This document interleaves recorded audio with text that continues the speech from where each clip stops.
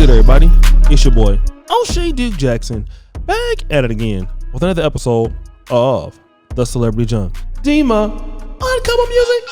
So guys, I like to give a lot of gratitude for those people who came before me. And I'm talking about the generation of the baby boomers, those directly before those, the Malcolm X's, the Martin Luther Kings, Medgar Evers, John Henrik Clarks, Amos Wilson came in the baby boomer generation.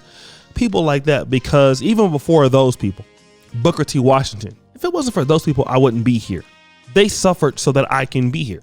So when they or anybody says, who opened the door for you? I go exactly back to those people and those who preceded them, because they opened up the door for me in a positive way, wanting me to have who I look for as to being, a productive man, wanting to support a family, or wanting to support a woman, or wanting to support a community, or wanting to do those things, how to get up and do things. When I look at men like that, I'm looking at those kind of people. Women like that, I'm looking at those kind of women.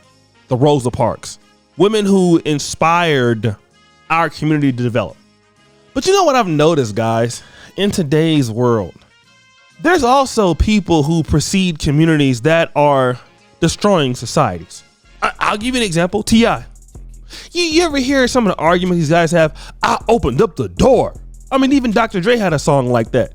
I started this gangsta-ish, and it's the mother effing thanks I get. I mean, it's a nice song with Ice Cube and I think Snoop, right? I don't know who was in that song, but it's a nice song. But if you look at what it's talking about, is destruction. Yeah, you started this gangster stuff, bruh, and look what it's led to. It's worse. Like, why would you want even credit for that? It's like Tookie Williams, who was even denouncing the Crips toward the end of his life because it put black society into turmoil. But now it's just not the men that do this. Unfortunately, women are doing this. Now, I want to talk about Madonna. When I was coming up, you had the three Mikes: Michael Jordan, Mike Tyson, Michael Jackson. People like that. I mean, if you think Drake is big now, you have no idea what you're talking about. Drake is a nobody in comparisons to how big Michael Jackson was. LeBron James, close, nothing like 1980s Michael Jackson or 1980s Mike Tyson. I still haven't seen anybody like that. But right along with them, as far as popularity, I've seen two individual people that were as close. Whitney Houston is one of them. Obviously, Mick Jagger and some of the, white rock bands and stuff like that. But then there was Madonna. 1980s Madonna was not so far, and I know some of y'all gonna be mad at me, behind Mike. Not so far behind Mike Tyson. In the 80s, maybe on the same level as Michael Jordan, if not bigger. So there's no star today I know that's bigger than Madonna is right now. Not even Rihanna. Not even Beyonce, to be real. That's how big Madonna is. So when you look at Madonna in the culture, you're talking about somebody. But Madonna, though, I mean, if you look at how she acts now, in her 60s, she's taking lewd pictures on Instagram that I don't think it should be taken. Madonna started this kind of sexual revolution that you're seeing in music. The difference is that it was quite okay to do it because she was, white, to be real. Madonna was white.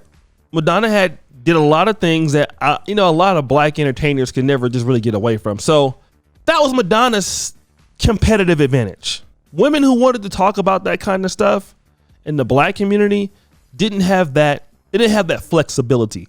But now, when you talk about your Meg Thee Stallions now, you talk about your Cardi B's now, and they're still looked at more disrespectful than even Madonna is when she does it. Madonna has now decided to take some shots at the younger generation. And I want to read what she said. Sad music. 30 years ago, I published a book called Sex. In addition to photos of me naked, there were photos of men kissing men, woman kissing woman, and me kissing everyone. Stop the show. So give her a round of applause. She's the one that started the culture of thotting it up. All right. Now Cardi B can sing about WAP. Kim Kardashian can grace the cover of any magazine with her naked behind, and Smileless Cyrus can come in like a wrecking ball.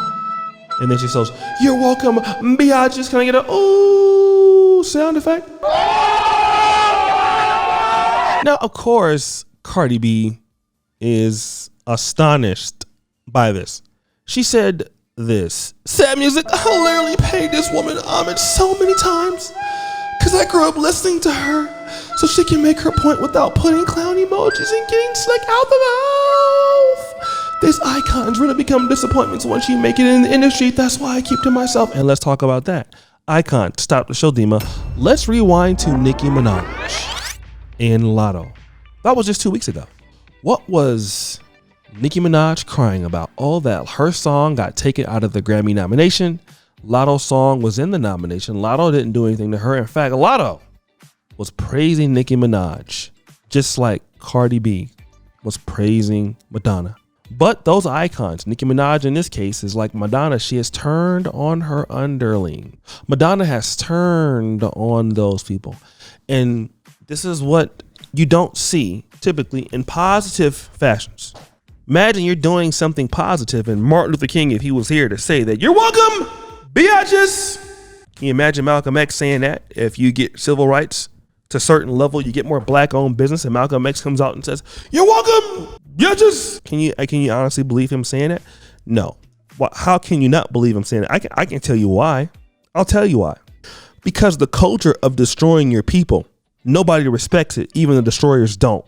In other words, I gave you the material to destruct your people, your society, because that's what Madonna is pretty much saying, because that's what we're seeing right now. Madonna's impact on female music, if you want to look at Cardi B and Nicki Minaj, it's gotten so bad. I'm going to tell you why it's a negative impact. Nicki Minaj doesn't even want to do certain collaborations anymore because of the tonality of her music. So she's refusing to do that. She's afraid that her son is going to hear the things that she raps about when she gets older. She's ashamed of herself. Literally, Cardi B will not play her music inside of the house.